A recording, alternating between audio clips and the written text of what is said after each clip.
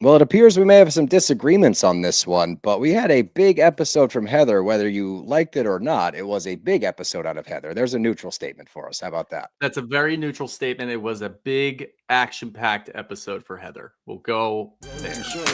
Bros and shows. I gotta have me my bros and shows. Bros and shows. Bros and shows. I gotta have me my bros and shows.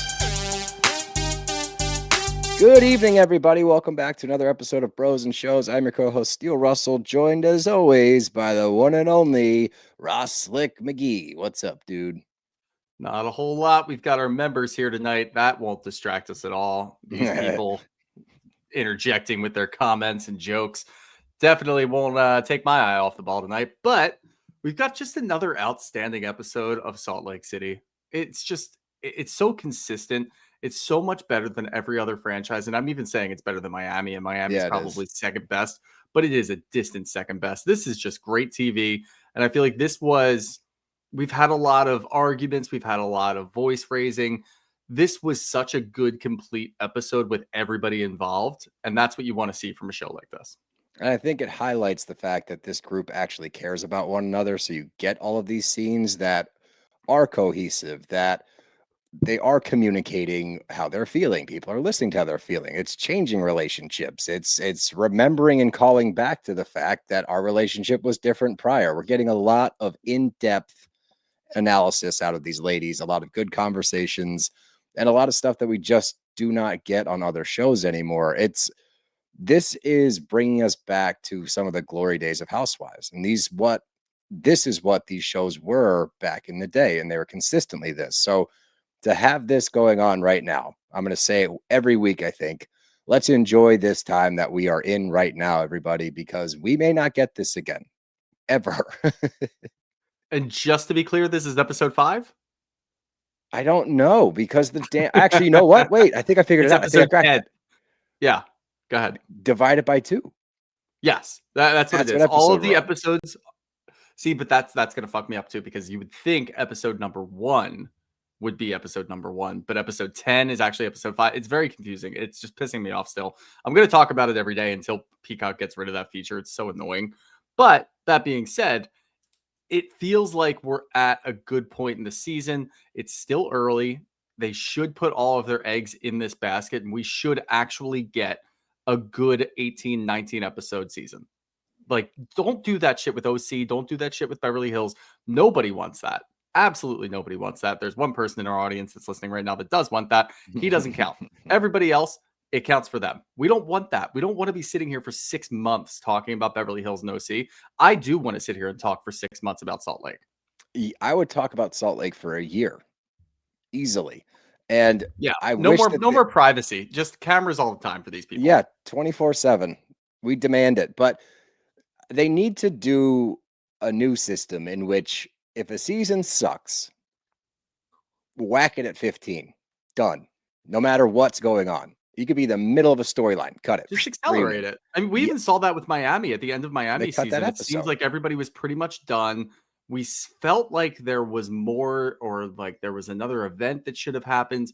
But instead, I remember the season finale, we had like 3 events in one episode. They just accelerated it because everybody was kind of checked out.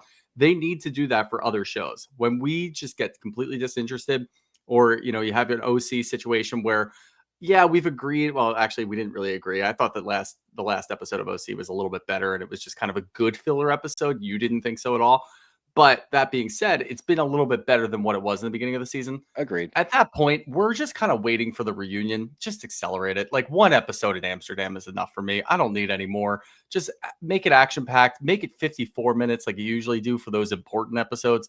Just do that for me, and then just get me to the reunion at that point.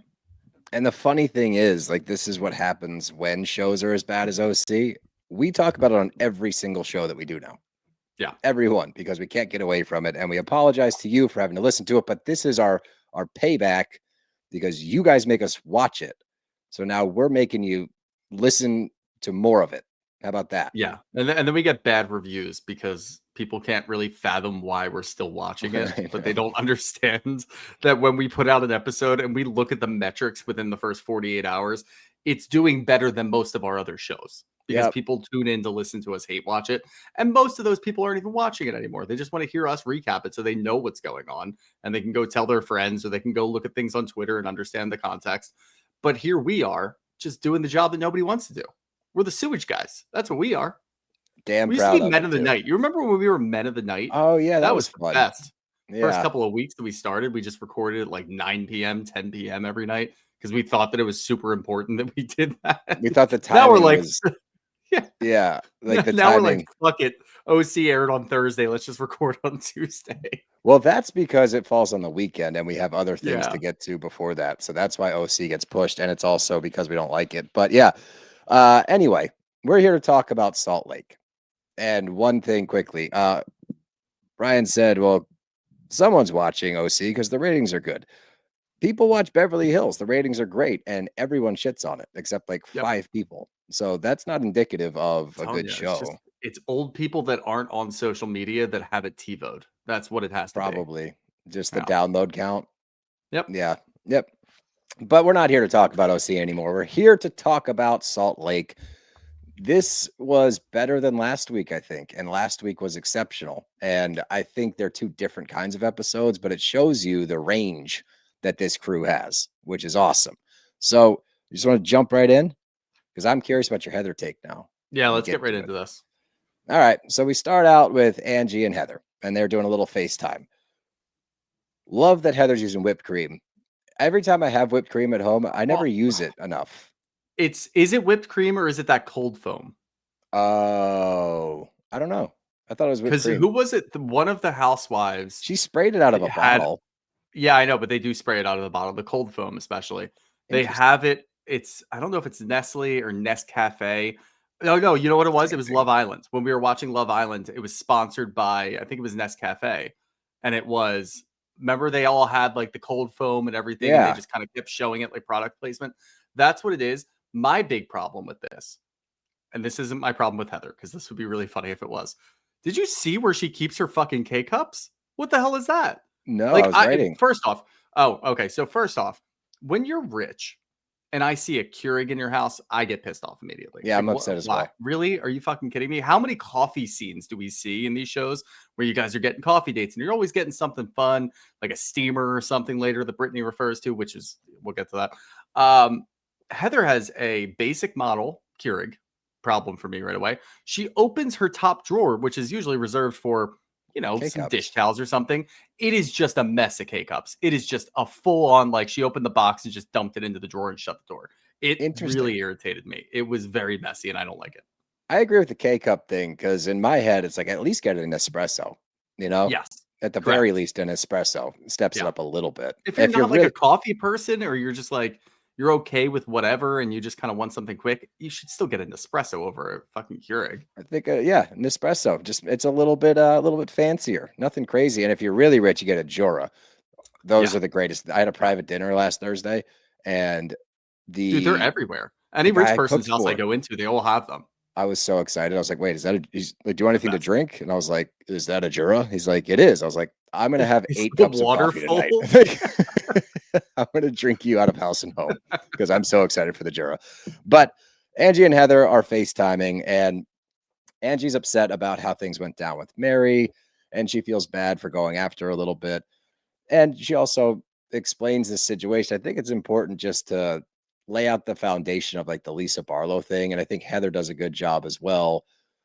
The history of everything. Like, we forget this route that we've taken to get to this point because so much is happening. But I think it's important to note that she's like, I was so close with Lisa. Like, we were sisters, this, that, the other. I'm like that with Mary now. And with Lisa, I spend so much time, the self-awareness of Angie is always great. She's like, I spend so much time worried about this Lisa thing. Meanwhile, what I do actually care about is my friendship with Mary, and that's falling at the wayside. So I like this analysis. Yeah. I thought that this was a very big prove the haters wrong episode for Angie and Mary's friendship. Because a lot of us, it was a bit of a head scratcher when it started. We didn't really see it coming. Honestly, Mary getting close to anybody was really tough to digest in the first place. It's getting easier now. And watching the two of them become friends, it was a little weird and uncomfortable. I didn't know what to think of it. Then we just kind of got used to it. Now watching an actual issue between the two of them and them sit down and talk it out, this was just real friendship. That's what this was. There was nothing played up here. Mary, I don't think can play anything up. I think she just is who she is. But Angie was very real about it. And the way that she was talking to Heather about it, she really wanted to repair the friendship. She didn't want things to go by the wayside. Yeah, exactly. And I like that Heather is talking about Lisa and not talking about her in a way where it's like, oh, Lisa's going to be Lisa. It's saying that I need Lisa to acknowledge her part in all of these issues that we're having. Because if you look around the group right now, especially, most people have an issue with Lisa. And now it's also rehashing the issues they've had in the past. The only one that's standing firm at this point is Meredith. And I guess Brittani, but she's, off on her own little island. It's your sister. Come on. Yeah, whatever. That's I always forget she said that. Oh my god. Yeah, dude. Sister from another mister. Come on. But I was impressed that Heather brought this up, like right out of the gate, because we've wanted Heather to check Lisa for a while. We've wanted her to acknowledge that there's this crazy double standard throughout the group when it comes to Lisa Barlow. She never holds her to the same level as anybody else. Yeah, I mean, we've seen a couple of people try to kind of nip at the heels of Lisa while she's going through this. And it's usually all under the same guise of, we just want her to be accountable and hold herself accountable, take some responsibility, maybe actually apologize and not just talk over us while we're apologizing, and then assume that everything's good and we can move forward, but she's not really good. She's just going to hold on to that and use it against me in the future. That's what we've seen for years. And usually I'm not for a gang up, but I think if they do it in the right way, it's going to feel a lot different than a gang up like maybe we're watching on Potomac towards Stacy, or that we've seen on other Housewife franchises in the past. This is almost like I want to call it like a realization wake up call for Lisa, where if everybody kind of says the same thing and they're on the same page, including her husband, then maybe she'll start to listen. You know what I mean? Like, and Heather even says that in this scene where she's talking to Angie. Deep down, she feels like Lisa Barlow can take accountability. She feels like she can realize that maybe she is the problem in some regard, but she's never seen it. None of us have ever seen it either. She's never done it on this show once. But deep down, maybe it's there. So this is maybe, I don't want to call it a last-ditch effort, but this is at least an approach that we can kind of get behind. That, yeah, it's going to be in the form of a gang up, which we don't like. But if the end result is, fine, I'll take some responsibility and accountability and try to move forward and actually repair some friendships, that's great for the show. So if that's what we need to do, which it seems like we do, because it is sort of a last-ditch effort in that regard, then go for it. Why not?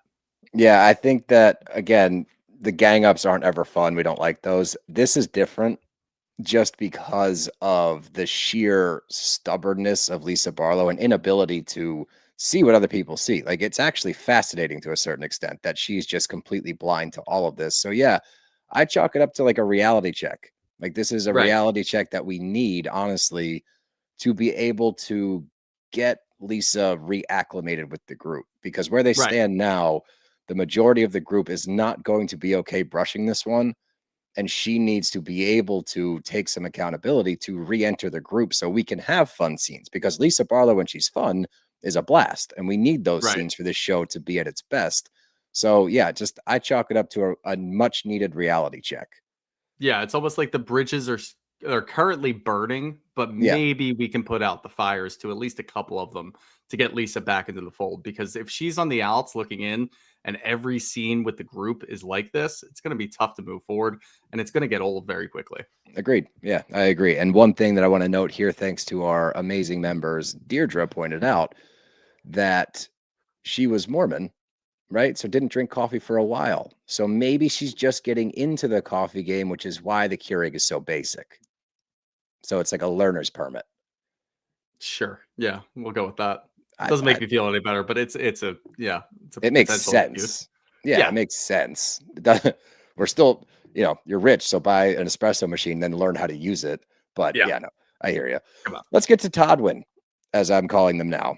An ice cream date, huh? Yeah, Toddwin and an ice cream date. Oh, and this is why I said I'm going to go week to week on old Todrick, because I'm going scene to scene with Todd. Yeah, maybe like camera cut to camera cut. Because Jesus, dude, this was so hard to watch, to see Bronwyn trying everything to just have like a cute, fun ice cream date, like talking about what the party was like, talking about the sidekick, like just trying to get anything out, an emotional response of any nature. And he's like, yep. He's so disinterested. He's irritated at the premise of having an ice cream date with Bronwyn. He's clearly thinking about a million phone calls he could be making for his business or something. And he's more or less like rolling his eyes at her every time that she opens her mouth. And she's just trying to be excited and cute. Yeah. I mean, these scenes with the two of them are always very tough to get through. They've been tough to get through since we met Todd.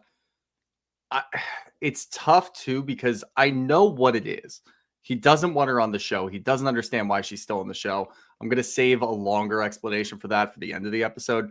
But for this scene in particular, it started off very weird for me because Bronwyn does this. And look, this is probably just her anxiety, and it's probably just how she's been treated by her mother, as we saw already, her entire life, and probably how she's been treated with Todd. But it seemed incredibly played up and incredibly fabricated, where she was almost like rehearsing lines and trying to talk to Todd. And it's like, you guys don't talk like this. Just be normal. And I don't think she can. And I don't really think that's her fault. I think that's the dynamic that we're in right now with the cameras there, with how Todd's going to be, that she's just incredibly nervous to even talk to her husband on camera because he doesn't want to be there. He doesn't want to be filmed, but he's there because he's your husband. And this is your cute little project, as he put it last year. Now, that being said, the whole scene changed immediately. And it started when he took her fucking cherry. What a dick bag. What a complete bag of dicks. She just said, I hate it when you take my cherry. I want to save it till the end and eat my cherry. He takes it right away. What a bag of dicks. As soon as that happened, she dropped the whole, hey, let's just talk about my day. Let's just talk about this. You guys don't talk like that. It dropped immediately. She got hurt right away and then goes right into it. And he could not care less. And this was a very tough Todd scene. Yeah. And the cherry thing, it seems annoying and innocuous, but I think it has a much deeper meaning. I think it shows like, I don't really give a shit what you're saying. I'm not invested enough to even hear you when you say, don't eat my cherry, or I hate when you eat the cherry. I really think that it doesn't register in his head, especially when he eats the cherry. She calls him out and he goes, literally, like, dude, you and dick. Like, I get it when she's recapping the party and she goes into the psychotherapist or whatever the fuck he was. What was he? Was he I don't know. Psychic? Life coach, he was a psychic. I think she said he was a psychic. Yeah, Terrence. Terrence was a medium. He was a psychic. Yeah. And she said he was a psychic. I get that. I mean, how many times do I have this discussion on this show about how I don't believe in any of that? I still think it was highly entertaining last week and more entertaining than most of the weird scenes that we see with these people, mostly life coaches, put them at the top. Angie's horse did get hurt. And Angie's horse did get hurt. No. Her real horse got hurt. Oh, did it really? Yep. Yeah, it's kind of a shot in the dark. No, horses get hurt all the time. Oh, come on. Anyway, so what I'm saying is foundationally, I get it. Of course, you don't believe in that. You're a numbers guy, cold and calculated. That's how you made your money. You don't give a fuck what a psychic's going to say. I understand. But at least act like you're somewhat interested in what your wife is saying. If you're going to take the time out of your day to go to a fucking ice cream parlor and sit down with her, talk to her. It's not like she just busted into your office with a bunch of cameras and you're in the middle of a fucking meeting and she's like, hey, I got to tell you about this psychic I met the other day. Yeah, sure. Shoo her away. This is how you're making money. You want to pay for the Amex card. Get the fuck out of my office. I get that. In the ice cream parlor, when you guys are on a date, she can't even talk to you. What are we doing here? I don't know. It was so upsetting to watch. Like, I was just bummed out for her. It was uncomfortable. The played upness of it, I don't think is her trying to like do something for us at home, or it's like, oh, I do think it's played up and she practiced her lines, but I think that was a two-parter. I think one, she's trying her best to change the perception of Todd. She's trying to give him softballs to hit out of the park here, and he's whiffing every time. And two, I think she wants that to be their dynamic. I think she just wants him to humor me at the very least, like just lean in a little bit. And you can tell after the cherry thing and then after everything falls apart and she really gets into it, where she's like, I'm excited. And all I want is like acceptance. I just want you to accept that I'm excited about this. I know you don't like the psychic thing, but just, again, humor me. Be my husband. Be a supportive husband, not an unsupportive bag of dicks, as you've said already. So I think that this is a lot because I think it's on camera for the show. And I think it also goes much deeper than that. And we're watching a very interesting marriage Have you week. seen the theory that's circulating on Twitter about these two? No. That Bronwyn only did this show in the first place so that she could get Todd on camera and then make it uncomfortable enough so that she could divorce him. Yeah. I did see that one. No. I mean, it is a wild theory that somebody might do that Bronwyn would be that calculated. But every week and every scene that these two have together, it does kind of seem like it. If he's going to be that big of a dick, I'm cool with it. Yeah, I'm fine. I'm fine with it. No issues here. Even if there is a prenup involved, there's probably something in there. There's loopholes. Money. Yeah, there's something in there. He probably just want to settle it so he can like make it go away. He doesn't want this. I bet by buying that house in Utah, there's probably something that he's unaware of that Bronwyn knew. In Utah, there's no way there's laws in Utah for the women. Exactly. That's what I'm. That's a good point. Yeah. Yeah. No. Never mind. Mm-mm. Damn. I wonder if she screwed herself with that one. Yeah, maybe. Maybe the Mormon laws got her. Let's get to Lisa and JB husband boss, LB and JBHB, and tough scene again. Tough scene because you're watching. You know what this was? This was the extended version of the scene that we had last year where he was talking to her and she just went right back to her phone. This was like, if you told me that this was filmed immediately after that, I'd be like, yeah, of course it was. Like he's referencing that. It was so funny, but not funny. Like it's sad. Yeah. But it's also like you're watching two people talk about two different things. Like they're talking about the same thing, but with totally different perspectives on the entire matter. Because what a spin though, because she starts talking about the psychic just like Bronwyn did. And obviously her husband didn't engage. JB took it a whole different way. He spun it back around and he's like, no, I can kind of see what the psychic is talking about. And Lisa's like, what the fuck? What are we doing here? What do you mean? Like, oh, you think it is like the communication? And they're discussing it back and forth, like where this all falls apart. As she's talking via confessional and laying this whole thing out, I'm like, that's not what's going on. And from what we've seen, because her whole thing is, and this is valid in a lot of ways, where it's like, I'm working a ton, my schedule's crazy. It's the two ships passing in the night kind of thing. She feels like she's taken for granted and that JB husband boss doesn't listen. All we've ever seen from Lisa Barlow is her ignore everybody, not just JB husband boss, but it goes back to that exact scene you're referencing. She asked him a question. He responds to the question. And during his response, she's texting someone else to the point that she says, what? You asked him a question. So from what we've gotten is you don't pay any attention to him. And when you do want something from him, you ask him something and you don't wait long enough for the answer. From what I've seen, anything that he's tried to communicate to you, Lisa, you have not paid attention to whatsoever. So this communication breakdown from the evidence that we've gotten is on you, to the point that we get another little clip of the apartment thing with Jack.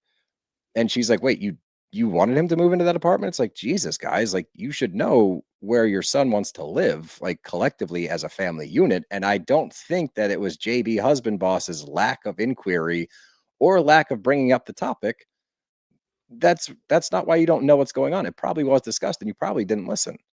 Yeah, this is one of the rare scenes where we're actually on the side of the husband on one of these shows. I know. And it's all based on what we've seen. And I get that it's kind of unfair for us to have a picture painted in our brains about what their marriage is like. Fair. But we've seen so much of the two of them communicate. And if we're just going to look at the communication, we know what we're talking about because we've seen enough. We have enough evidence on camera over the last 6 seasons to show us, yeah, that's what you do. You don't listen. So I'm going to assume that when John's talking about what's going on with the kids or Jack moving out and getting an apartment, you're probably not listening. And again, John even says, you have this whole thing in your brain where when I'm talking, you've already decided that you're right. So in your head, you're right. And I'm completely wrong. So I'm the only one who's ever wrong, but you're always right. And he just kind of doubles and triples down on that. I think it did strike a chord with Lisa, which is good. I mean, she didn't pick up her phone and start texting immediately, which was a good sign. She was actually actively listening. Maybe the psychic did hit her in a good way and push her in a good direction to communicate with her husband. And it's like ass backwards. I don't know what to think. The fact that we're siding with a husband. And again, I know. I don't think that Lisa's a bad person, but if we're just talking about the communication in their relationship, yeah, I'm on John's side. It's hard not to be on John's side. And the things that he's saying in this moment all correlate to what we've already seen. Like you said, you don't want to hear what I have to say because in your head, you're already right. The other day, and she references this, and that was even more shocking. She's like, the other day you said, if you listen to me, it'll make me feel like what I have to say matters. And Lisa's like, and I think you're onto something there, but like it goes both ways. It's like, like fucking no, heartbreaking. like, no, dude, you had it for a second and then you flipped it back on yourself. And then you go to a confessional and you say, treat me like glass because I'm fragile. If you want to be treated a certain way, treat your husband a certain way. Give him the time of day. They don't do that in Mormonism. Treat your neighbor like yourself. No. Oh, you're right. Yeah. You're right. My bad. Yeah. I just. Okay. It's all glass references in Mormonism, I think. It's glass only. It was just crazy. And like the cherry on top, Todd, is the scene ends. Hey, you don't give that cherry to Todd. No, don't even point out the cherry to Todd. Bronwyn, here's your fuck. cherry. Yeah. Damn. Well, like I was saying, the scene ends with Lisa going, and this is the biggest dagger, I think, and the biggest indicator that there's way more here. And JB Husband Boss is not happy with where they're at. Yeah. Nobody's perfect. But he's not. It's not that he's not happy. It's that he's fucking hurt, and that's what made it sad. Like it's very sad to watch. It's not even like we've seen a lot of arguments between housewives and their husbands, and again, most of the time we're on the housewives side. This one, it was really sad to watch him like break it down and talk about and reference discussions that you've had where he says, if you just listen to me every once in a while, it makes me feel really good. It makes me feel like I matter. Dude? Yeah. Like, damn. It's brutal. It is. And nobody's perfect at the end from her. And he says, you are. It's just me that's not. I was like, this man is hurt. Yeah. This man is hurt. Hurt people. And he's getting there. He's going to hurt. Yeah. He's going to go scorched earth on somebody. But I think the craziest thing to watch, then we'll move on to Angie and Mary, is watching her rationalize it throughout, whether it be confessional or in real time. It's like none of this is landing on you. Not one of the things he's saying is resonating like, oh, maybe I'm the problem. Ever. That's kind of scary. Nope. Anyway, let's get to Angie and Mary for one of my favorite scenes ever, I think. Just the roller coaster that we went on with this. Mary arrives. Obviously, they have a lot to discuss. There's a lot of tension that needs to be hopefully cleared up. And you can tell immediately that Angie is walking on all of the eggshells. Not even eggshells. She's walking on full eggs, trying not to. You think it smells like eggs in there? I think am I that stupid? Hold on. So in my head, walking on eggshells, the eggs are cracked and you're walking on the shell of the egg. And they're fragile. Is walking on eggshells walking on an uncracked egg, but you're walking on the shell and you don't want to break it? I always thought, this is a deep discussion. I always thought it was something is unbothered over here, like a sleeping giant, and you're walking on eggshells, trying not to break the eggshells to wake up the sleeping giant so that you would disrupt him. So it's like you're trying not to disrupt the other person. That's why you're walking on eggshells, but you're trying not to make noises. That's what it is, I think. Okay, I'm going to need the members to, I know it's a 10-second delay, so do your thing and let us know. In a minute. Yeah, you guys let us know. We'll keep going. But Angie's walking on all the eggshells. She gets Mary her favorite drink, which looked like a C4 or something, which was really funny. I'm not sure what it actually was, but it wasn't the sugar-free version. And she doesn't do that. It's like 7 cups of sugar in there. So, and you don't drink it either, Angie. Probably, you know what? It was probably like a Bang Energy or something. That's what I thought, like a C4. Same thing. Ghost. Yeah, I don't know. I don't drink any of those things. I've just gotten on a ghost kick lately.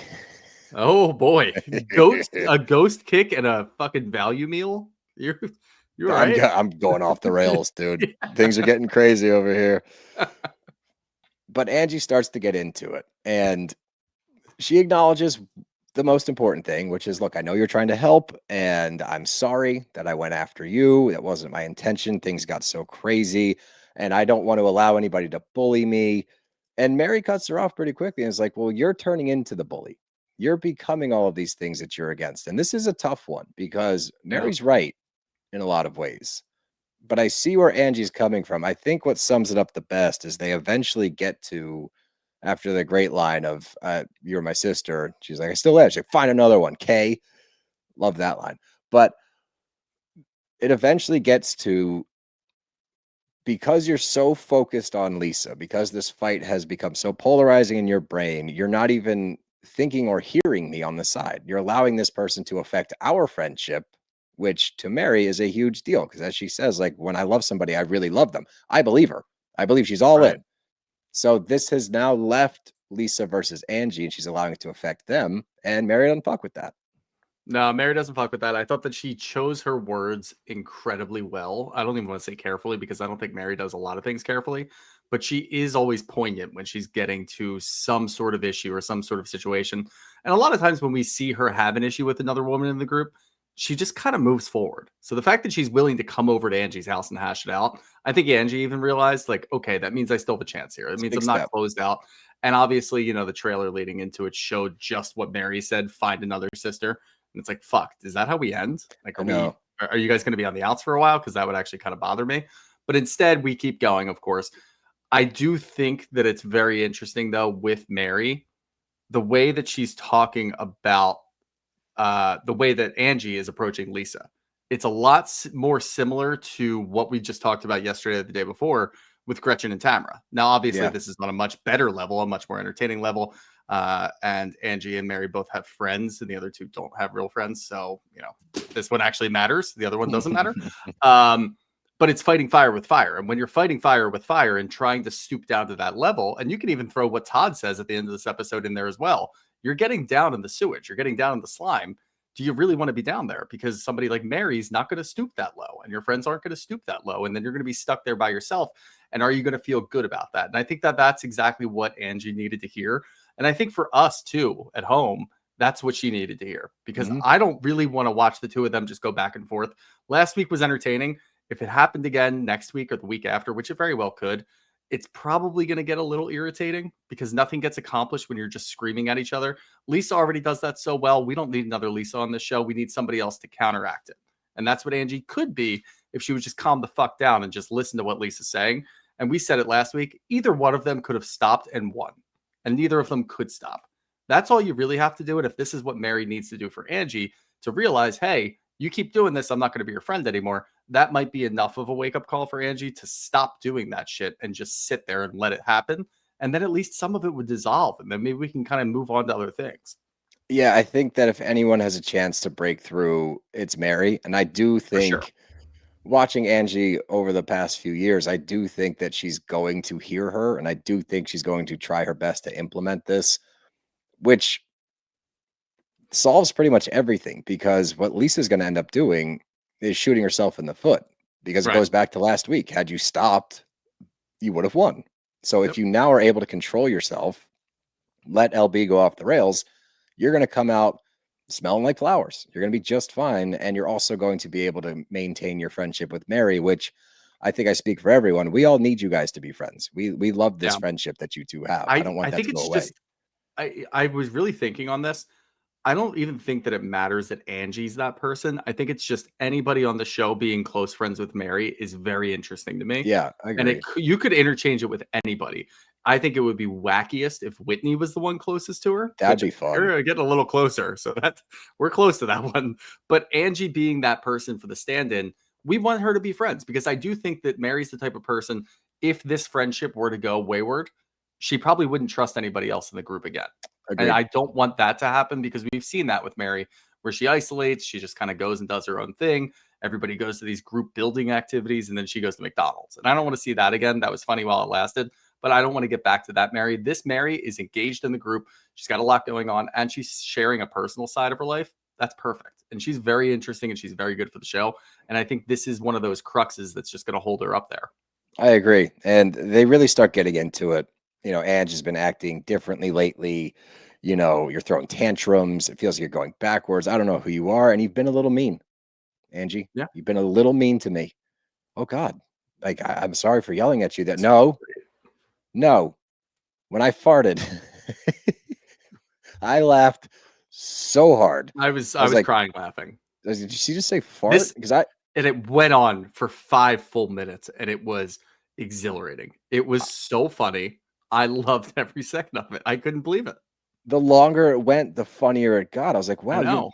Because in the beginning, I was like, huh? Anybody else would be kidding. I was like, Mary's probably serious. Then she gets into like the details, which I was thrilled about. I was like, please keep going as long as you can. Footage of it. I know. And she was like, first of all, the dog farted. And I was like, well, you just said you farted. She's like, but the dog farted and it smelled. And then you blamed me. And you go through the whole scene. And it's like, I think there was 3 fart comments made by Angie, which I think is within reason, right? I thought it was a little much. I thought she was going overboard. 2? I thought 2 should have been fine, but I think she went 3 or 4 even. And that was way too much. I think the 2 comments were good. You and I, if we just kept going back and forth, I think we could get to like 5 or 6 before one of us would be like, shut the fuck up. Yeah. But those 2, I could see it, once or twice, fine, funny, whatever. Let's move on. Angie was milking that for all it's worth. And that's another thing. Again, we praise the producers on this show. What a creative decision to not use that scene where they're sitting at Angie's house at all. Just don't use it at all and just cherry pick these little fart comments because that was perfect. I don't care what else happened. Something else groundbreaking could have happened in that scene. There's no point in playing that because I just want to see the little flashback while Mary's telling this whole story. Yeah, the comedic value is far surpassing any drama that could have happened there. Yeah. Like she's like, and you should know that the dog farted that time because my farts don't smell. You've been around my farts. I ate really healthy. You know that my farts don't smell. Which, by the way, let's just throw this one out there. The people who eat the healthiest have the most rank farts. They are the worst smelling farts. So that's wrong. Yep, that's actually factual because of all the fiber, broccoli, protein shakes. My God. Sorry to anyone in my vicinity most days. But it was great. It was really great. She's like, you don't even know if I've smelled your fart. It's like, and Angie, sweet Angie, is trying her best because she knows that Mary's being serious to not laugh. I know. She was holding it together so well, though. She really did a good job not laughing. 99.9% of the population does not get through that conversation without a giggle. Not at all. She maintained, but don't worry. We get through it. Everybody hugs. We're fine. We are able to move forward, which I'm happy about, especially because Mary was going into that conversation pretty much to just tell her off and leave from what she says at the end. So nice work, Angie. I'm glad Mary talked some sense into her, hopefully. I think that was really important because Angie has the potential to be a top tier housewife. And I think with this little nugget of information here, an important one, it will allow her to take that next step rather than get bogged down with the shit that she's doing with Lisa. It's as simple as pick and choose your battles. You don't have to go 100% every single time that you butt heads with Lisa. You can go 50%, you can go 0% if you want to. Just take a step back and it'll still have the same effect. And I think if that gets through to Angie with anybody, honestly, and she's going to have drama with other people on the cast, that's what's holding her back because I agree with you. I think she's quirky enough, she's rich enough, and she has enough going on and she's got a good personality where she can be somebody who stays around for years and years and years. But it's not going to work that well if you're doing this. If what we saw last week is something that you're going to do consistently, it's not going to be entertaining unless you're somebody who likes Tamara. Hey-o. Let's get to Heather and LB for a very important scene because I wasn't sure how this was going to go. Heather's made her intent pretty clear, so I was actually curious. I was like, are you going to be able to follow through with this? Are you going to buckle under the pressure? Are you going to be able to reel it in and do the job that we all need you to do? They're shopping together, and LB's super excited because it's a luxury trip. They're going to a super yacht, and it's that's all the things that she covets in life. And immediately, she takes a little shot at Angie. It'll be cool for Angie. She's never been to anything like this, so it'll be really cool for her to have the first time on a luxury trip. Didn't even mention the fact that earlier she's like, it's only for 3 days. I'm used to 7 or 10. I no longer believe that. I no longer believe that. I don't But think like that at the you same have time, that. even if it is, we get it. Like Yeah. I know. We know. You don't have to talk about it. Do you think that it's I- running but its it's the same course? energy. You know what? This is what confused me. In the same breath, she says, I'm used to more like a 7 to 10 day trip. And then she also says, oh, we get to use our passport. That seems like somebody who never leaves the country. That's like, wow, I'm so excited to use my passport. But Right? then she says, I'm used to a 7 to 10 day trip. Like, that's just weird. And It it's not doesn't like track. quirky fun. Like, I'm really excited to go on the trip with everybody. It's still got that air of, I'm used to so much more elegance. And this is going to be fun, but it's not going to be what I did with Ben. It's like, all right, enough. We get it. Like, it's more of the same from her, which is kind of getting annoying. It's very stagnant from LB, and I don't really like that. And she hasn't been stagnant before. So I'm That's a going to good give her point. a bit of a pass and just see how she gets through this one. But I don't know. I've got a lot of questions after this scene from LB with that and having that wad of hundreds. That was just a show off. Like, see, I pay with cash. I don't pay with credit cards or borrow somebody's credit card. I use cash. It's like, okay, all right, enough. We get it. Most of us could go get a wad of cash out and make it look like we have I just money. don't That fucking want to. Yeah, that seems stupid and flashy, and it actually points to the opposite. If I see a wad of hundreds and you're claiming to be super Yeah. wealthy and this is a question mark now, I'm going to go the other way. I'm not going to be Yeah. like, that's confirmation right there. She's got cash. Yeah. What are we It was doing? actually it was directly attacking you from last week because you said that you believe that Angie's more liquid. She's like, watch this steal. I've got cash. Come on. You want to see some liquidity? Here's a stack of hundreds to go clothes shopping with. I don't Oh know. my God. I don't know, but Heather immediately checks the shit talking, which I was like, okay, we're off on the Mhm. right start. She's like, I'm not going to sit here and haze Angie. She's like, look, I'm just sick of her attacks. I think she takes joy in it. Heather checks her again. She's like, no, she seems pretty upset actually by all of this. And you can watch her in real time. At no point did it look like she was enjoying all of that. It No, just looked like she no, had she hit was her limit. pretty broken. Yeah. Exactly. Broken's a good word. If she's yelling at Mary, she's lost all self control and not Correct. having a good time. What I was certainly not expecting was this line because LB goes, well, why is she crying? Because she's a mean bitch. It's like, well, if she's a mean bitch, then you're a mean bitch. And I was like, whoa, didn't expect Heather to drop that bomb. Yeah. And Lisa brings it back to what she keeps bringing it back to. Well, she went after my son's brand. Like, that's so gross. I wouldn't do that. That happened. And then you guys made up immediately thereafter at the poster board luncheon. That was a one off and it was done. You rehashed it, you Mhm. started it up again. Angie apologized almost instantly for bringing up your kid. So when you say that people don't take accountability, when you say I need her to take accountability, which is a big part of this conversation, she did, and you accepted it. And then you decided to throw it back at her and start this over again, further proving Heather's point, but it's completely lost on. I mean, like right over her head. Yeah, it's right over her head. It's going to be more of the same. And I do like that the root principle here is everybody's somewhat getting on board. And obviously, we'll talk about Meredith in a second, but the rest of the cast is getting on board with hold her accountable. She needs to understand what she's doing.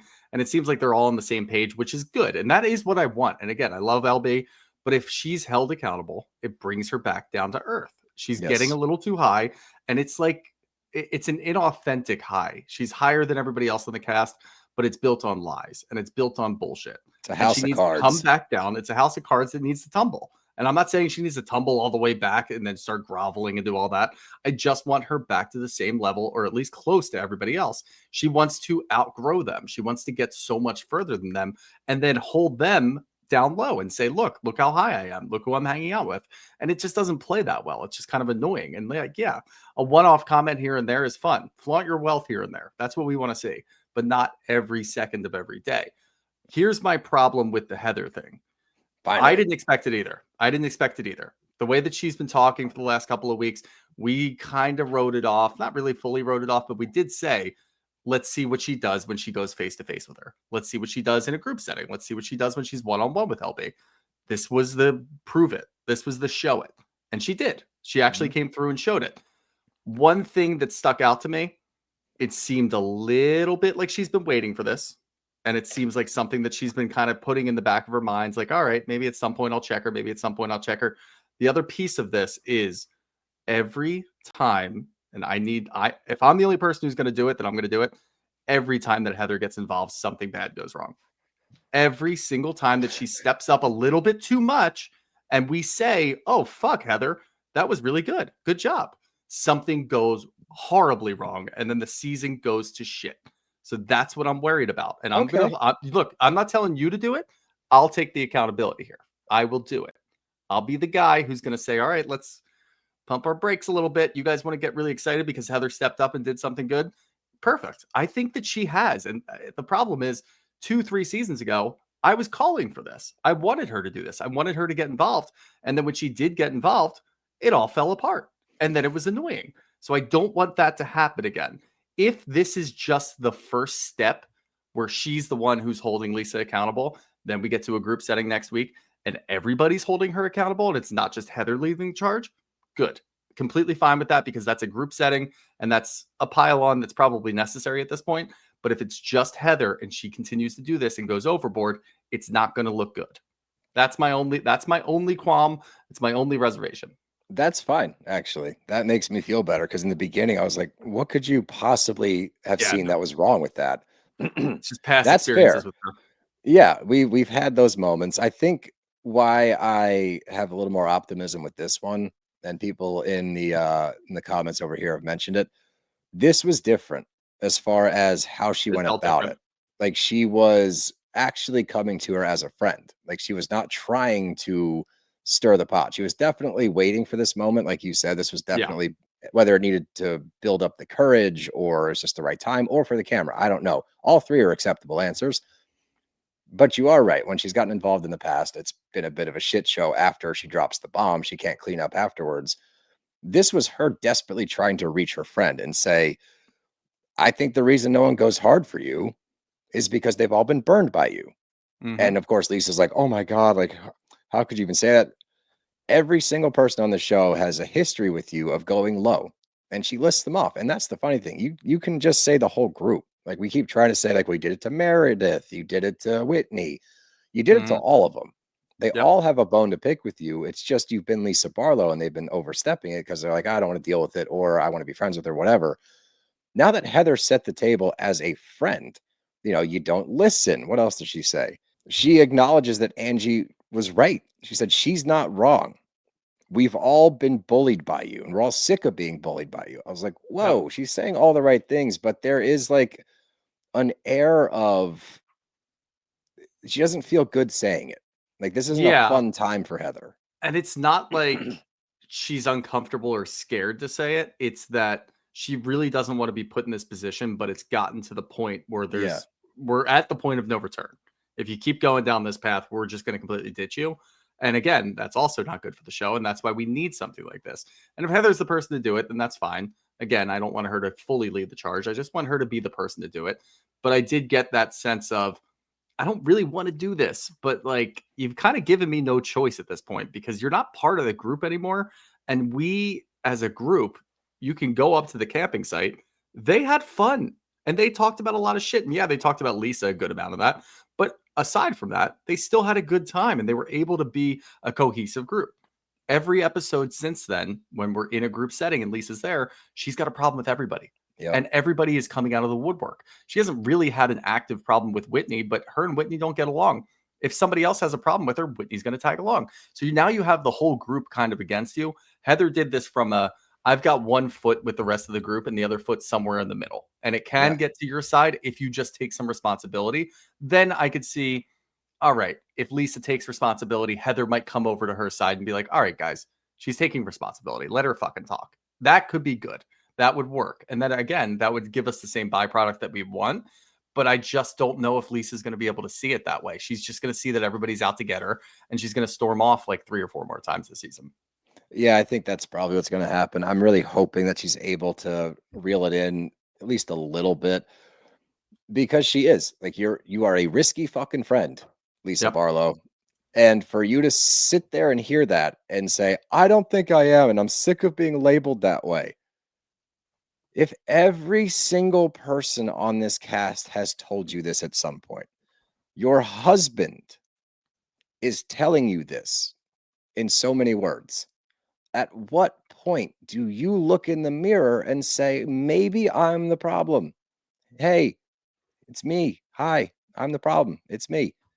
Like, I just, it gets to a point with me where it's frustrating to watch. It's like, are you that thick-headed that you can't just say like, "Oh, my bad." One time, the only time we've ever heard Lisa apologize is somebody else apologizes first, or if the matter's already been resolved in years past, and she then will say like, "Oh yeah, sorry about that." That's it. Yeah. Like, you fucked up, dude. Just The admit it. the other part of this is they enabled her for so fucking long. Yeah. Like, yes, this has been a long time coming, but it didn't start like this. Like, yes, after Lisa and Meredith had their falling out, that's when LB became LB. And then she started soaring a little bit. That's the But you villain guys origin allowed story. her. Yeah, it's her villain origin story. Slept with half of New York. She then started getting better and better, and she started doing all of these things. She started talking over people. She started doing fake apologies, talking over your apologies, not listening, not taking accountability. And they let her get away with this for so long. And yes, again, I already referenced earlier, there were a couple people who were nipping at her heels, mostly Whitney, but that doesn't mean anything because she can just stomp Whitney out immediately. The fact that you guys, and Heather is a main priority here, allowed her to get away with this for so long. Yes, Heather, now you're doing the right thing and you're stepping up and telling her what's up. But you did allow her to do this for a while. So she is sort of the monster that you guys created. Rein her back in. And if it doesn't work, you only really have yourselves to blame. Like, yes, Lisa can be to blame. She's a human too.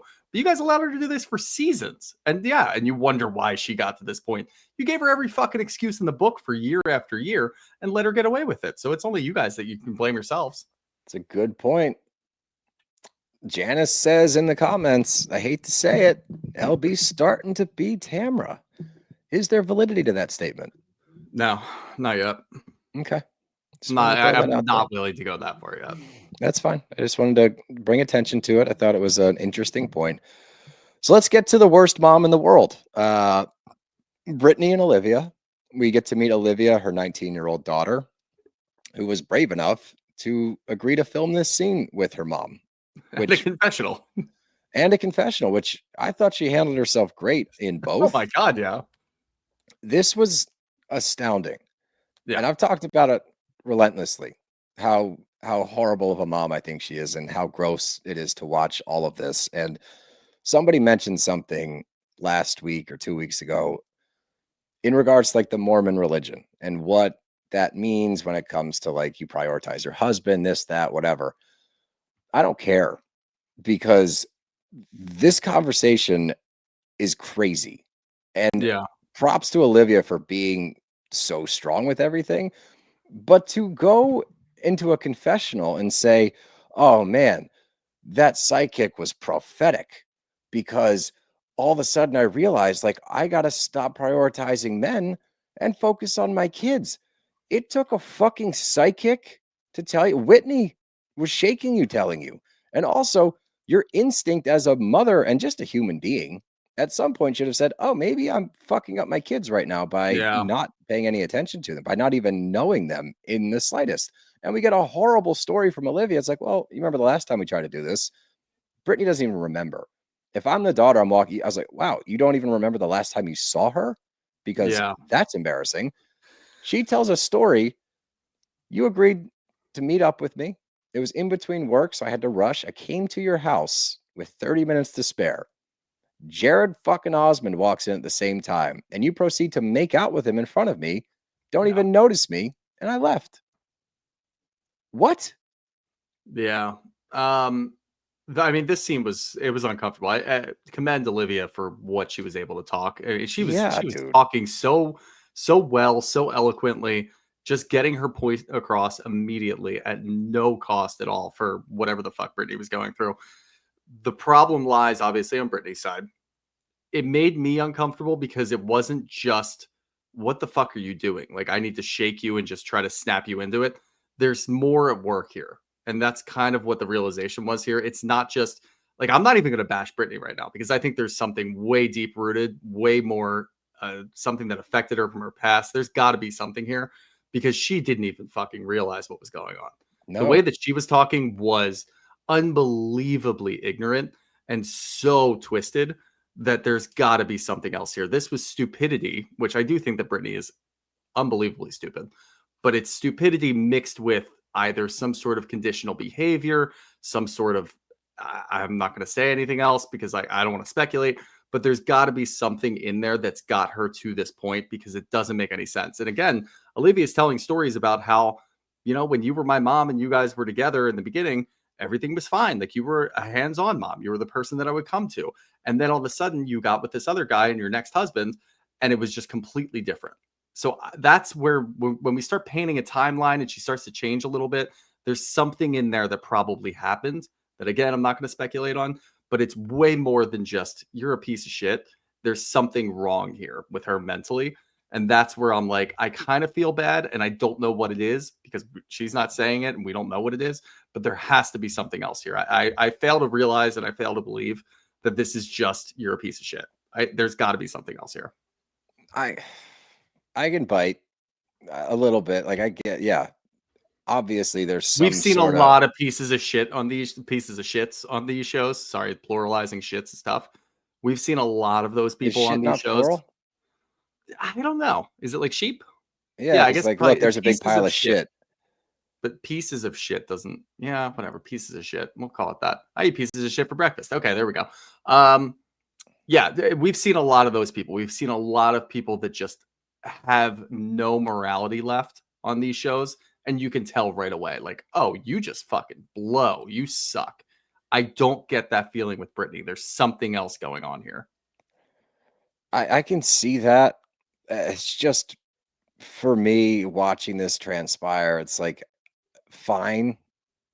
And, you know, if there's some trauma in there, I know that's the word you're trying to avoid, but if there is some trauma in there that you need to address, to move forward with this, like, yeah, I can respect that to a certain extent. But at the same time, you're sitting there talking to your child like you're a child, because she's like, you know, I always pick men first because I have kids I don't get to see. It's like, how fucking dare you? How dare you say that to your daughter? And she says it for us. She was so mature, dude. She's like, you can't put that on us. You can't put that on us. She's like, well, I'm trying to get to know you now.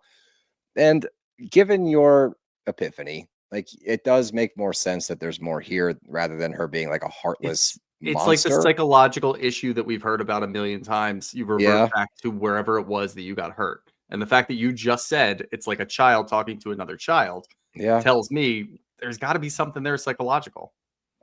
Yeah. Yeah. And, you know, Olivia gets deeper into it where she's like, I try to put myself in your shoes. Like, I would never do that. And I need you. She lays out exactly what she needs from her. Yeah. Here's what I need. I need you to stop prioritizing men over me. I need to not be concerned that if I do try to do this again, you're not going to Jared Osmond me and leave me sitting on a couch watching you make out with some stranger that you decide to date and then not date and then date at my expense. Yeah, the fact that she's even willing to sit there and have a conversation with her, I will give your point credit, because there's clearly somebody in Brittani that Olivia recognizes from when she was growing now, up. By the way, because I just saw a TikTok the other day of Brittani and Olivia kind of hanging out, and she was doing some sort of TikTok trend to Brittani, and she was just right over her head. Didn't realize what the hell was going on, but it seemed like they were in good spirits. So that's good. I'm hoping that was not just somebody reposting from like months and months ago, and now they're back to being bad. But hopefully it worked, and hopefully something's working, and maybe she got something out of this whole experience. I don't know. But again, I just can't shake the feeling that there's something else going on here, and it's not just that Brittani sucks. Yeah, I can get on board with that. Still, it was tough. It was tough to watch. For Olivia's sake, I hope that they figure it out, and I hope that everything's cool. I don't want to have estranged parents. It was just a really tough scene to watch. But let's keep going. We get to Meredith and Heather, and Meredith chipped a tooth and then kicked her shower, causing a purple toe, to which my only question is, you know, we've seen Meredith at night sometimes. What's going on? Yeah. Was that just, you know? I also like the idea that like she gets applauded for driving. She drove like 45 minutes to go hang out with Heather and like walk around for. Well, I think that's that. You know why? Because of the car accident. Yeah. No, I know that part of it, but I'm saying more. It's funny to me that they keep saying, "Oh yeah, you live here." It's like she lives in New York. Enough of this shit. Oh right, yeah, yeah. We know. She's flying in and out to film. Come on, and we don't care. either. No, it doesn't matter. You can live in a different country as long as you show up. And that's the best part. She flies into film and doesn't do shit. She just sits there. Collects a She hasn't paycheck. done anything this season. Yeah. Even Just this saying. was like, let's get a little bit more. Like, she probably filmed all of her confessionals in like 2 days. She just stayed at the Park City house and just hung out for a little bit, did all of her confessionals at the end of the season, and then went right back to New York. But even like you said in the scenes, she's not doing anything. She's just kind of voicing what she's thinking in her confessionals. Like, Heather's just trying to get through to her. Heather's trying to create the crusade. Like, we need to just talk about the problem that is Lisa Barlow. I do believe what Angie's talking about. You believe it too, Meredith. And Meredith does that little, like, the neck cock, like, what's going on? Is this, I don't know. I'm not really sure. And she's not really like making eye contact. She's just looking at the ground. Oh, you just cracked your neck. It's got a stinger. No. Oh, no. Oh, no, it sucks. But you can tell that Meredith's like either A, not hearing a word that you're saying, or B, has already made up her mind and you're not going to be able to do anything to change it. That's probably somewhere in the middle. Somewhere in the middle, I would imagine. Because when they get into it, Heather points out, the other day at lunch, like, you had her. Mm-hmm. She was caught. And she references that time that her and Lisa had the falling out. And she's like, Lisa apologized to me for years. And Heather's like, yeah, because you caught her. When she's caught, she doesn't know what to do. Then she will be apologetic. You had her caught again and you let her off the hook. And you could tell by looking at her that she got caught. And then Meredith's like, well, what if she didn't do this stuff? Like, what if she didn't do it? It's like, bro, she did. What are we doing? That's the thing is, like, and we talk about this a little bit at the end of the episode too. You're all digging things up. I mean, Meredith talked about how she has to catch up on her DMs. You're all doing the same thing. It's just how you react to it when people call you out for it is very different. And the way Lisa does it is wrong. And it's been wrong for years. Now we're finally addressing this. Everybody else reacts in a very different way. Usually it ends up with screaming. But Meredith just kind of hopes it goes away. Like, she uses her ammo and then hopes that it goes away. And a lot of times it works out for her. It usually does. Move on to a different subject, or there's a different villain showing their face. And she's like, oh, cool. I can just go right back and just kind of conk out over here and fall asleep. Have some caviar and take a snooze. But yeah, again, this is just Heather's on to something. And when Heather's on to something, she's a dog with a bone. She's just kind of putting it together over the last couple of episodes. And I think this was the episode where now she's, one, rallying the troops, but she's also dead set on a couple of things. And that's the best way to do it. Get dead set on 2 facts. She always does this when she's caught, and she's always digging up on people. And if you think that she's not, you're wrong, because we've caught her in the act a bunch of times, and she always reacts the same way. We know that it's right.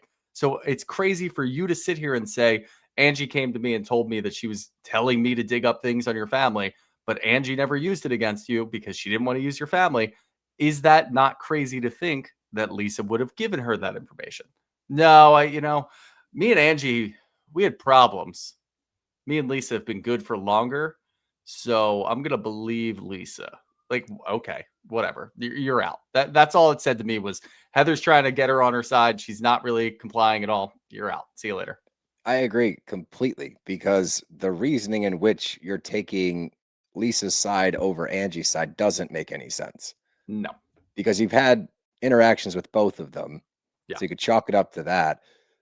I would use what you said. Angie had ammo. Lisa told her to get ammo. She didn't use it on you. Yep. So she's clearly more around and using it on Lisa, which her and Lisa were cool. Now they're not cool, and she's using it on Lisa. That looks like a normal housewife move to me. You would think. I don't know. I think that you're right. I think Meredith's like, I don't care. Yeah. It's more of an I don't really care, and I'm not getting involved. Yeah, exactly. There's a quick scene with Mary, Whitney, and Ange where it's just mentioning Dom Perignon 2003 4 different times. Egyptian cotton, it's what they're taking or what they want to be provided on the super yacht. Tea and Egyptian cotton.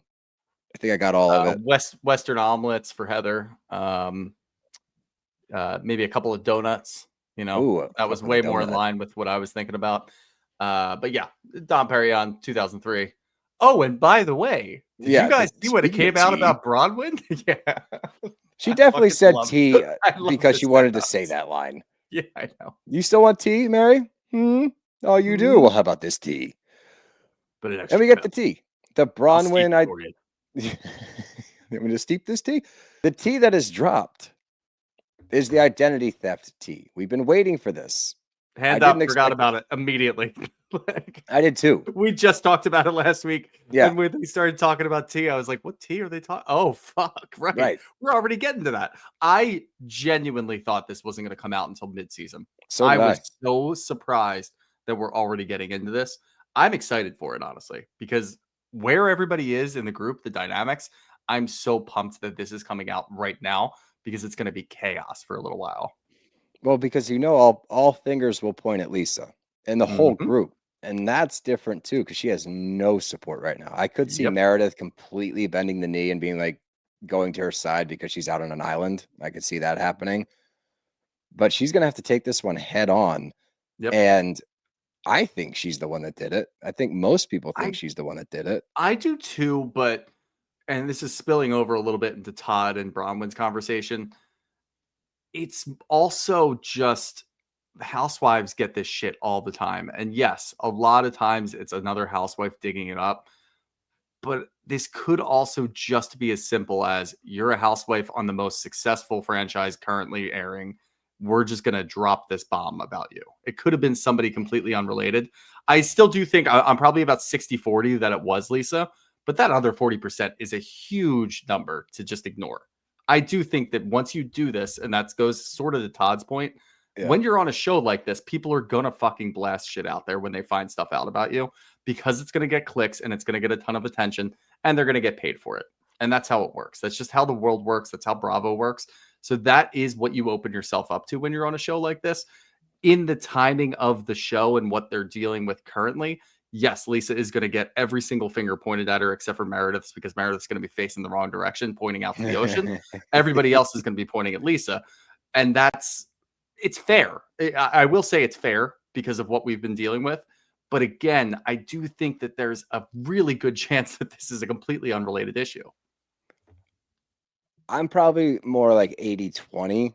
That's fair. Because, I mean, we'll just go to the Toddwyn scene of her talking to Todd about this news dropping. Because of the basis in which this case, whatever it is, we can't know about, it was 10 years ago, according to her. It was dismissed and sealed. So that's where I'm like, all right, so if somebody was going to dig this up, like you really have to put in some effort. You've got and probably connections and some sort know of somebody. Some sort of clerk, yeah.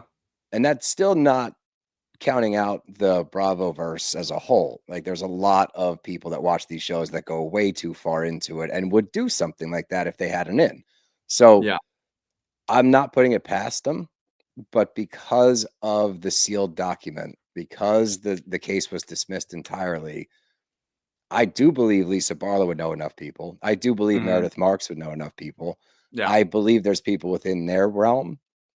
I find it hard to believe that just a normie like us would be able to dig up a sealed case file to drop this bomb.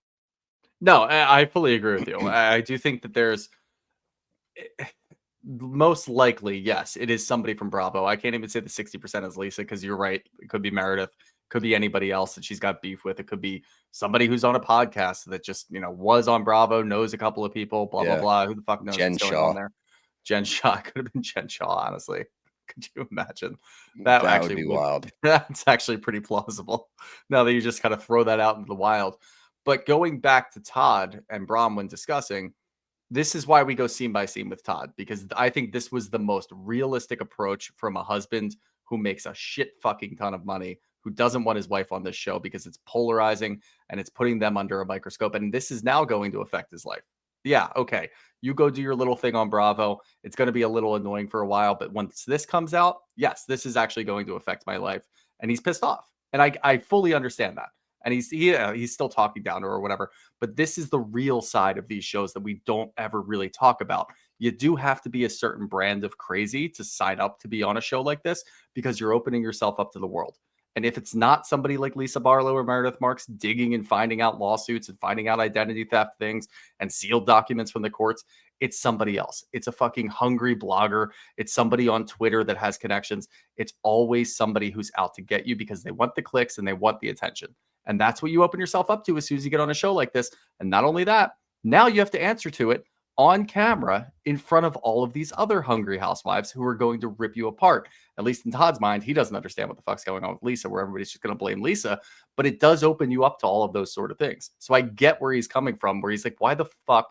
He says, why would you want to go on a trip with these women knowing what's going to happen? What he's really saying is, why the fuck are you on this show? Like, why are we doing this? This is brutal. I agree. Now, with that being said, it is annoying that he can't understand why she needs to go on this trip because it's the show. And also didn't care for the "you're on your own" speech. Because it's like, dude, let's really lay out what happened today. This just got dropped to the press, like her identity theft thing and whatever the fuck happened. She's already going through it.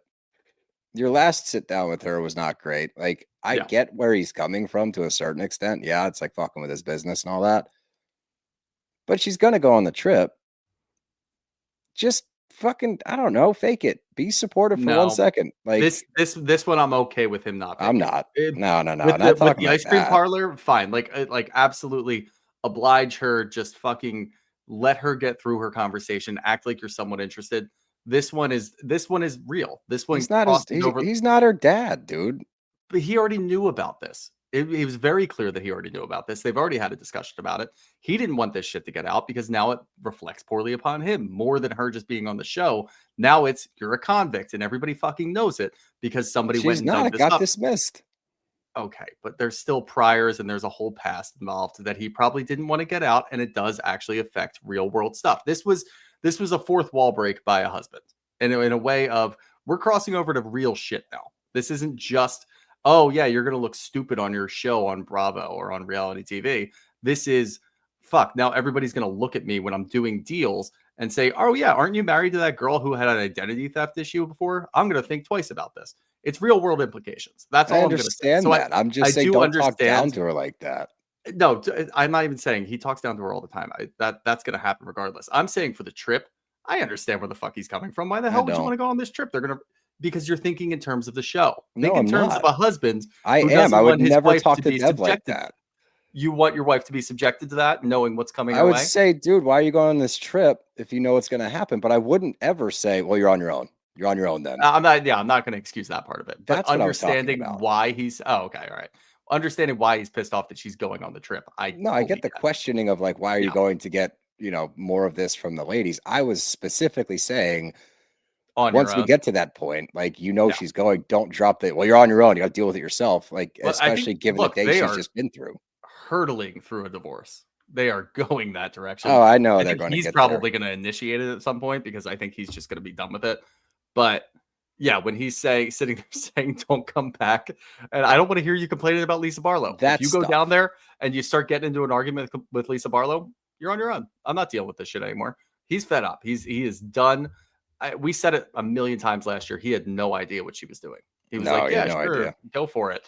Now he knows, and he already went through a whole season. He actually went to the reunion, which was bizarre. He knows what's going on now, and he's just done. He is fed up and done. That marriage is in shambles at this point. No, I agree with that. Yeah, my point there was simply about that part, the end of it, where it's like, you're on your own. It's like, all right, dickhead, she's still your wife. A little respect would be nice. But it was. I mean, it literally had everything. It was top to bottom. Phenomenal episode. That's 2 bangers in a row. Enjoy it while we're here, everybody. Please, because it's fleeting. It's ever so fleeting. But let's get to some questions from our members, our favorites. In 10 seconds. Oh, yeah, 10-second delay. I love the argument in the comment section right now who the worst husband in Bravo history is. Lenny Brooks and Simon Barney are the unholy trinity. Todd's right after that. That's a good list. Ryan Stoneman, who do you think hired the PI? It's Lisa or Meredith. Yeah, it's one of the two. I don't see anybody else doing it. And you would think it'd be like 80-20 Lisa to Meredith, 60-40. Yeah. This is a Meredith move. Mm-hmm. Or is it a Heather move? No. Heather's the one who's always had it out for Bronwyn. Like, more so than everybody else. What if she's been working on this for a little while? Well, that's how it blows up, because all of her shit that she said to Lisa goes out the window because you just dug. Yeah. So that's where the shit falls apart a little bit, to your point earlier. Not that. Actually, no, that would be kind of entertaining. No, that would be ironic. That would be great. That's interesting. You're welcome. I don't know what I did. From Janice Frillman, when is Meredith going to have a storyline? I think she's done with storylines. You're watching it. Going to have one anymore. We got close to having a Seth Meredith. Is there divorce coming? Does Seth have a whole other family in Ohio? Once that popped off and we didn't really get anywhere with that, we're done. There's no more left. Yeah, she's DJing now. Yeah, that's her storyline. She's on the show in spirit, barely. Yeah. Come on, get him in. We'll do a few more if there's a few good ones. All right, another one from Ryan. Should Brittani hold a snowflake and Meredith be a friend? I'm cool with that. Not yet. I think after this season, you can make that argument. Because Meredith could just be one of those housewives that we all know, we all loved at one point in time, who just kind of checks in for like an episode or two. And then that's kind of what you get for a couple seasons until they actually threaten demotion. Yeah. Yeah. And I somewhat fear Brittani with the power of a snowflake. Yeah, I don't know if I want to face that reality up. Yeah, that could get ugly in a hurry. Yeah. Oh, also, Deirdre Hannon said that leads to more Jared. That's a good point too. Yeah, no, we don't want any more of that. That leads to family scenes with Jared. Yeah. From PJ Lee, does Brittani have it in her to be a Marlow level friend of Marlow from Atlanta? Very different people, but I think I think that she will get to a point where she affects the rest of the group as much as Marlow did. I just don't know if she has any friendships in the group, so that might be a little weird. Yeah. I don't know if it's Marlow level. I don't know. Yeah, it's definitely too soon to say that, but I don't know. Mm-hmm. We'll keep an eye on it.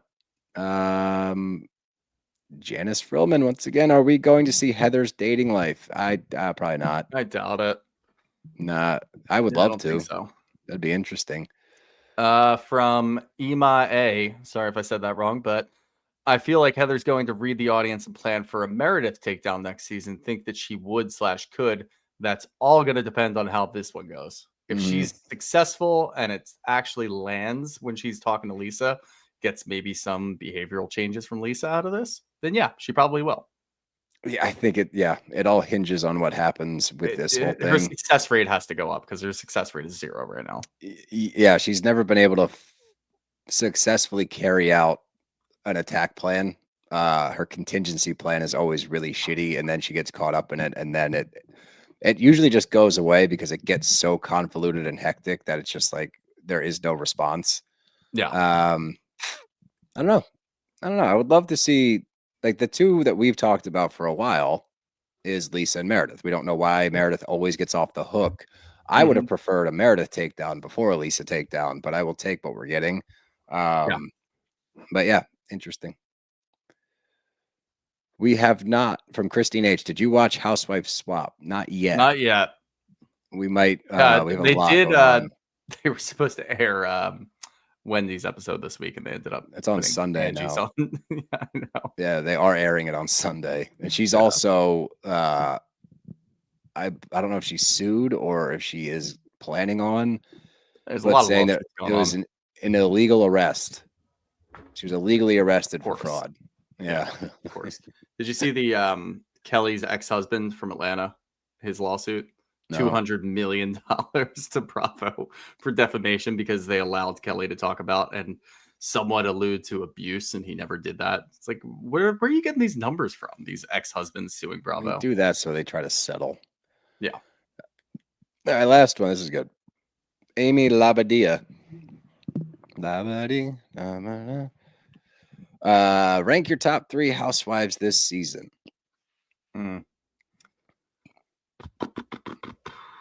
Angie, Heather, Mary.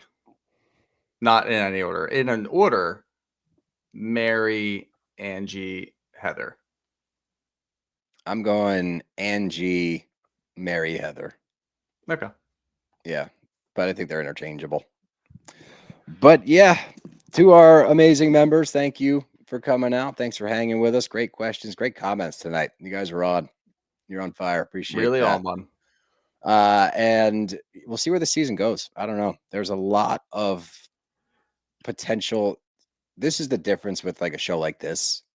I'm not worried about the potential pitfalls. Yeah. I'm just curious where we're gonna go. What's yeah, next? exactly. Yeah, we're not at that point yet. We're worried. Well, I'm worried about the Heather pitfall, but otherwise. Yeah, but that's a grander one. You know, that's like that's an overshadowing cloud potentially. But the rest of it, yeah, it's gold, man. This is gold. So revel in it, everybody. I'll keep reminding you, revel in this shit. But other than that, that's all I got. You got anything else?